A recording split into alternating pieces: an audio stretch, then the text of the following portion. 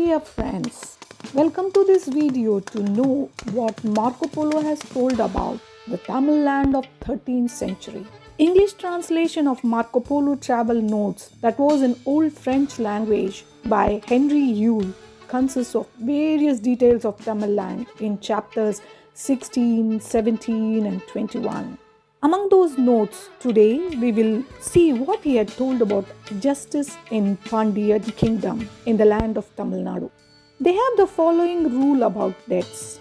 If a debtor shall have been several times asked by his creditor for payment and shall have put him off from day to day with promises, then if the creditor can once meet the debtor and succeed in drawing a circle round him, the latter must not pass out of this circle until he shall have satisfied the claim or given security for its discharge. If he is in any other case presumed to pass the circle, he is punished with death as a transgressor against right and justice. And the said Messer Marco, when in this kingdom on his return home, did himself witness a case of this. It was the king who owed a foreign merchant a certain sum of money, and though the claim had often been presented, he always put it off with promises. Now, one day when the king was riding through the city, the merchant found this opportunity and drew a circle round both king and horse. The king, on seeing this, halted and would ride no further, nor did he stir from the spot until the merchant was satisfied. And when the bystanders saw this, they marveled greatly, saying that the king was a most just king indeed, having thus submitted to justice. They are very strict in executing justice upon criminals and as strict in abstaining from wine. Indeed, they have made a rule that wine drinkers and seafaring men are never to be accepted as sureties.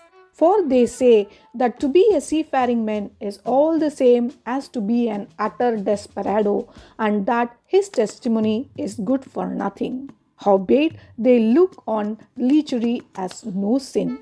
They have in this country the custom which I am going to relate. When a man is doomed to die for any crime, he may declare that he will put himself to death in honor of such or such an idol, and the government then grants him permission to do so. His kinsfolk and friends then set him up on a cart and provide him with 12 knives and proceed to conduct him all about the city, proclaiming aloud, "This valiant man is going to slay himself for the love of such an idol." And when they come to the place of execution, he takes a knife and sticks it through his arm and cries, "I slay myself for the love of such a god." Then he takes another knife and sticks it through his other arm and takes a third knife and runs it into his belly, and so on until he kills himself outright. And when he is dead, his kinsfolk take the body and burn it with a joyful celebration.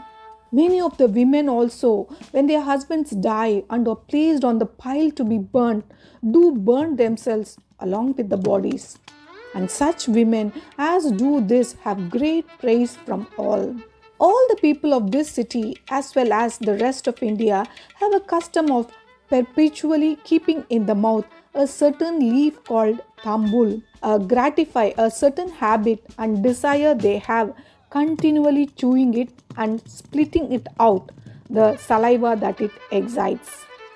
The lords and gentlefolks and the king have these leaves prepared with camphor and other aromatic spices and also mixed with quicklime. And this practice was said to be very good for the health. If anyone desires to offer a gross insult to another, when he meets him, he spits this leaf or its juice in his face. The other immediately runs before the king, relates the insult that has been offered him, and demands leave to fight the offender. The king supplies the arms, which are sword and target, and all the people flock to see, and there the two fight till one of them is killed. They must not use the point of the sword, for this the king forbids. We will meet again. Until then, thank you for the support.